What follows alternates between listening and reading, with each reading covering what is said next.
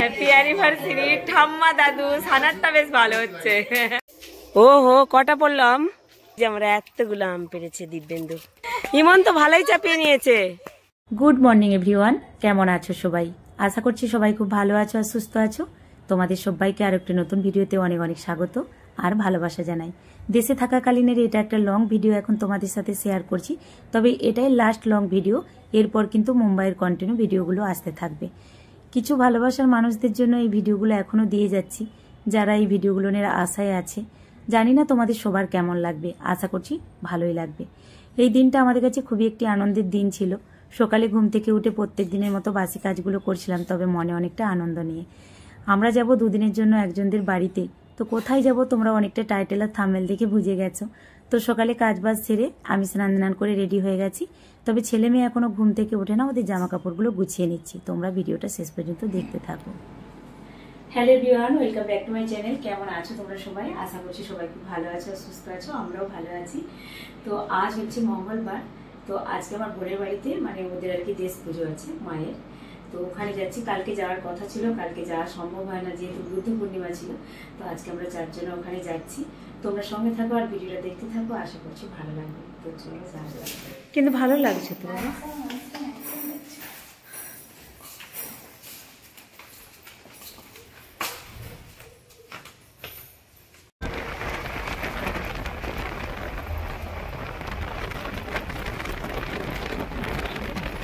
নামবো তো অবশ্যই।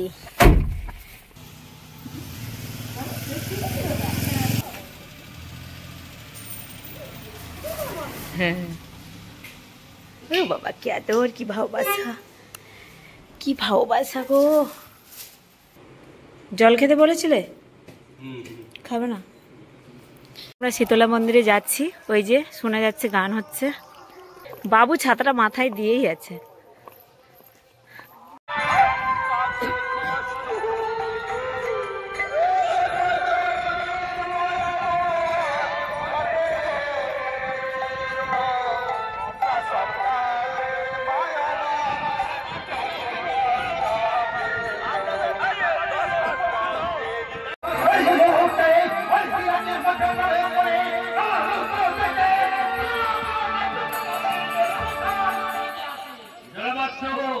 আমি জানি তুমি পারলে এই রাজা বিরাটকে স্বর্ণ বিচূর্ণ করে দিতে পারো।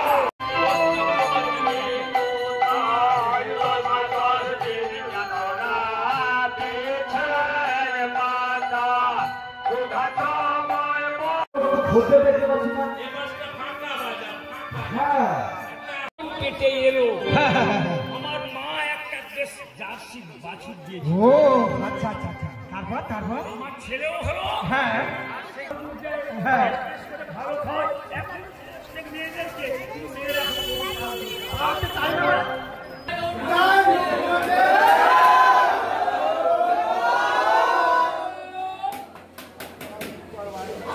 তো আমরা বোনের বাড়িতে আসার প্রায় 10-15 মিনিট পরে মন্দিরে চলে এসেছিলাম, মানে যেখানে মা শীতলার পুজো হচ্ছে। এখানে আসার পর আমরা কিছুক্ষণ শীতলা মঙ্গল হচ্ছিল শুনছিলাম, তারপর প্রসাদ নিতে চলে এসেছি।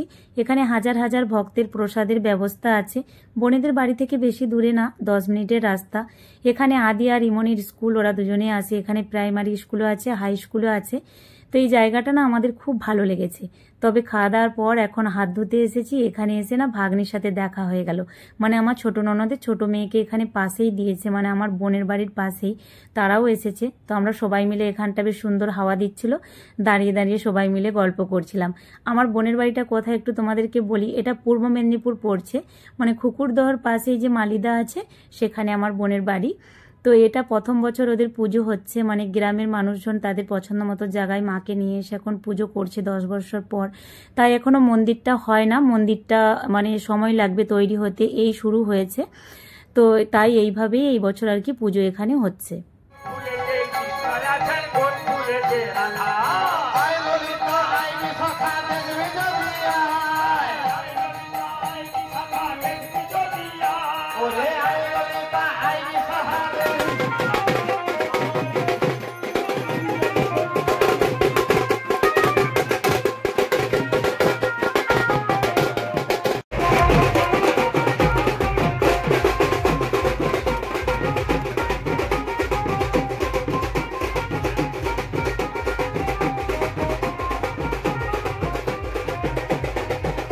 জানো তো, মায়ের মাথায় ফুল চাপানোর সাথে সাথেই কিন্তু মা ফুলটা দিয়েছে। সেই আনন্দে সবাই ওদিকে নাচছিল, আর এখানে ইয়াং জেনারেশনরাও নাচছিল।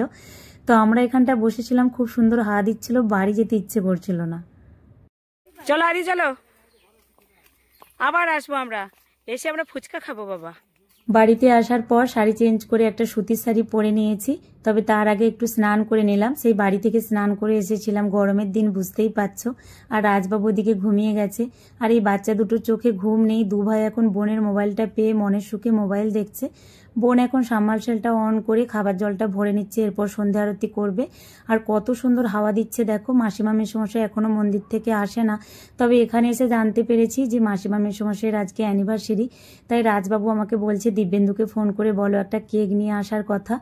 তো এই যে বোন এখন লুচি, আলু ভাজা, মালপোয়া যা বানিয়েছিল সেগুলোই বাচ্চাদেরকে খেতে দিচ্ছে। তবে রাজবাবুকে চা বানিয়ে দিয়েছে, যেহেতু রাজবাবুর চায়ের নেশা। দাদু দেখো, আজ মাসিমা মেসোমশাইয়ের অ্যানিভার্সারি, তাই ছোট্ট একটা কেক নিয়ে আসা হয়েছে। এখন দাদু দেখো, চলো আদি ওঠো, আদি ওঠো, ওঠো আদি, আদি ওঠো। হ্যাপি বার্থডে বাবু, হ্যাঁ, হ্যাঁ। হ্যাপি বার্থডে ঘুমটা ভাঙা।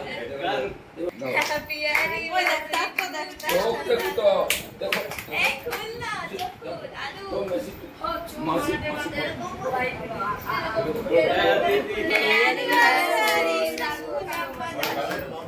হ্যাপি অ্যানিভার্সারি ঠাম্মা দাদু। সানারটা বেশ ভালো হচ্ছে।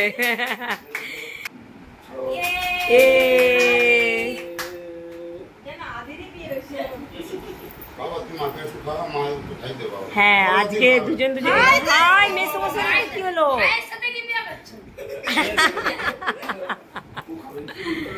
হ্যাঁ, ওইদিকে দাও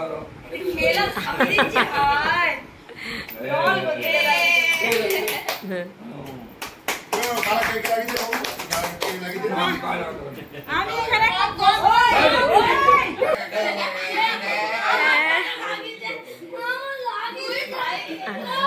বাস আর নয়।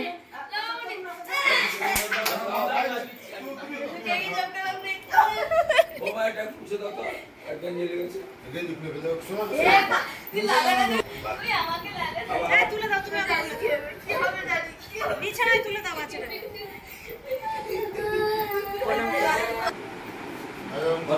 খাও না, কাটো কাটো, দিকে দাও, এসো।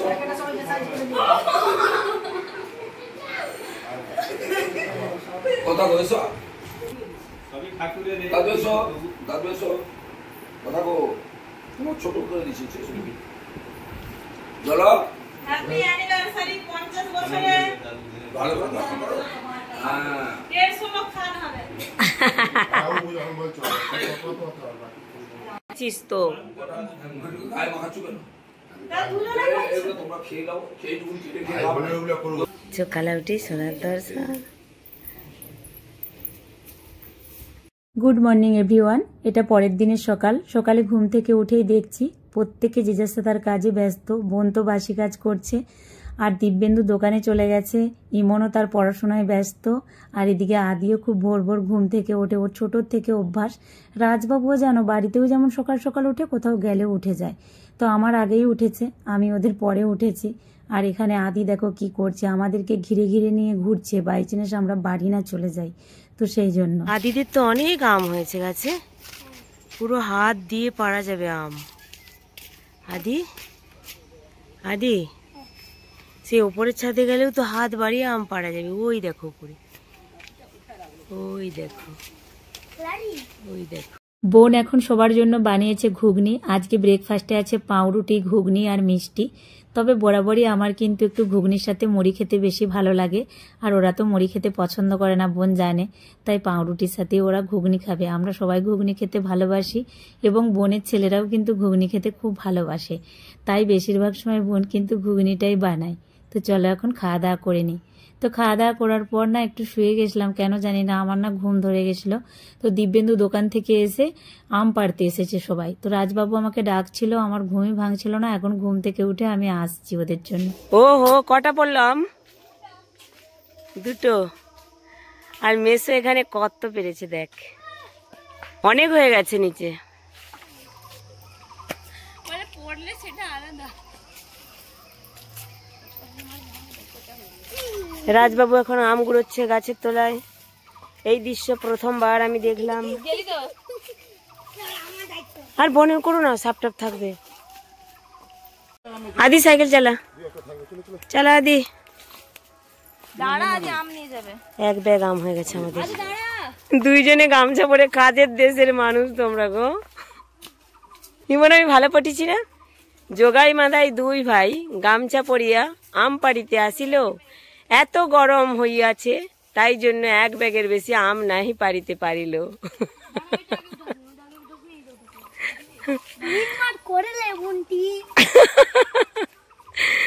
এই যে আমরা এতগুলো আম পেরেছি দিব্যেন্দু আমাদের। এই আমগুলো পাগলে ভীষণ মিষ্টি, ভীষণ। গাছে এখনো অনেক আম থেকে গেছে যেগুলো পাড়া যায় না, কারণ আমাদের আকর্ষিটা একদম ঢিলে হয়ে গেছে। ওহো, ইমন তো ভালোই চাপিয়ে নিয়েছে। ও ভাই বোনে ভালোই চলে যাচ্ছে তো। হে আদি, তুই ছুটছিস কেন বোকার মতো? আয়। আম পেরে আসার পর আমরা সবাই স্নান ধান করে এখনো দুপুরের খাবারটা খেতে বসে পড়েছি। মাসিমা মেসোমশাইয়ের আগেই খাওয়া হয়ে গেছে, কারণ মাসিমা মেসোমশাই মাংস খায় না, মাছটা খায়। আর আজকে বোন বানিয়েছে চিকেন, এটা দেশি চিকেন। আর আমার পছন্দের জিনিস এটা দেখো, কই মাছ, যেটা আমি খুবই পছন্দ করি। তাছাড়াও উচ্ছে ভাজা, স্যালাড, আর একটা কিছু আলু পটল ভাতে, এগুলো সব ছিল। সত্যি কথা বলতে আমাদের বাড়িতে সবসময় মাটন হয় তো, মানে দেশে যখন যাই তো সেই জন্য আর কি কাদেরও বাড়িতে গেলে আমরা বলেই রাখি যে তোমরা চিকেন বানাবে, আমরা চিকেন খাবো। ছাদে আসলাম, এখানে একটু হাওয়া আছে, লাইটটা চলে গেছে নিচে। আদি, তোমাদের কাছে আর বেল নেই? ও আম হয়েছে দেখ গাছটাই সানা।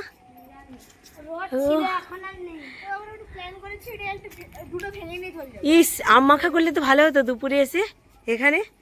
এই ছাদটা এবারে আসাই হয় না, পুরো হাত দিয়ে পারা যাবে। আমি হাত দিই এই তো। না পারবো না বাবা, দেখতে ভাল লাগছে। খেজুর গাছে সানা কত খেজুর হয়েছে, ওই দেখ।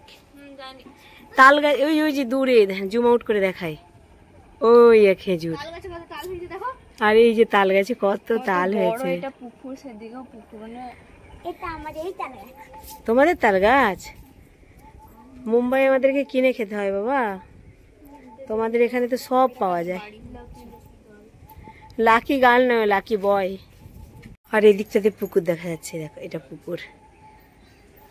আর এই যে সূর্য অস্ত এখনো যায় না, সূর্য মামা এখনো আছে।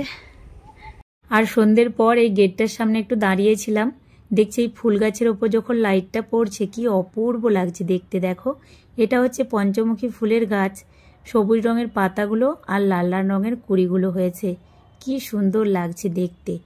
তো চলো বোন কি করছে একটু দেখাই। বোন ওখানে চা বানাচ্ছে আর মাসিমা এখানে ঠাকুরের নাম গান করছে। মেসোমশাই গেছে শীতলা মাকে নিয়ে আসতে, মানে ওদের বাড়িতে নিয়ে আসবে, এই ঠাকুর মন্দিরেই রাখবে, যেহেতু মন্দিরটা এখনো তৈরি হয় না তাই আর কি। তো এই যে ইমন এটা বানিয়েছে, দেখো গ্লাস দিয়ে বানিয়েছে।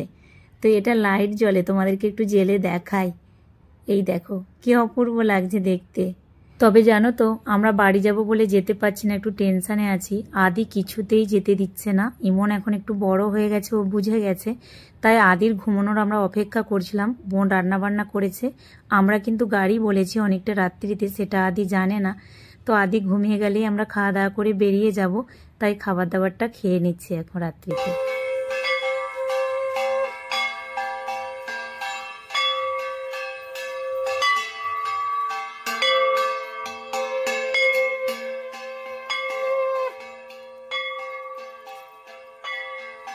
খাওয়া দাওয়ার প্রায় অনেকটা সময় পর আমাদের গাড়ি চলে এসেছে, আমরা গাড়ির সামনে এসেছি। এই সময় শীতলা মাকে নিয়ে চলে আসলো মেসোমশাই, ইমন, আরও সবাই মিলে। তবে আদির জন্য মনটা একটু খারাপ লাগছে। জানো তো আত্মীয় বাড়ির মানুষজন কত আনন্দ করে আসে, আমরা না আনন্দর সাথে সাথে অনেকটা চিন্তা নিয়ে আসি। এই যে ইমনদের বাড়ি আসলে, আগে ইমন ছিল, এখন আদি কিছুতেই বাড়ি যেতে দেবে না, ওদিকে আমার ভাই ছিল। তবে জানো তো ওদের এই ভালোবাসার টানে কিন্তু আমাদের এই বারবার দেশে আসা, তো এটা কিন্তু ভীষণ ভালোও লাগে আমাদের। কি আর করা যাবে, বাড়ি যেতে হবে। 11:30 বাজে আমরা বাড়ি চলে আসলাম, আর এরা অপেক্ষা করছিল, রাজকে দুদিন দেখতে পায় না। তবে আজকের ভিডিওটা আর বেশি বড় করব না, এখানেই এন্ড করে দিচ্ছি। ভালো লাগলে অবশ্যই তোমরা কমেন্ট করে জানিও। আজকে তাহলে আসি, গুড নাইট আর টাটা।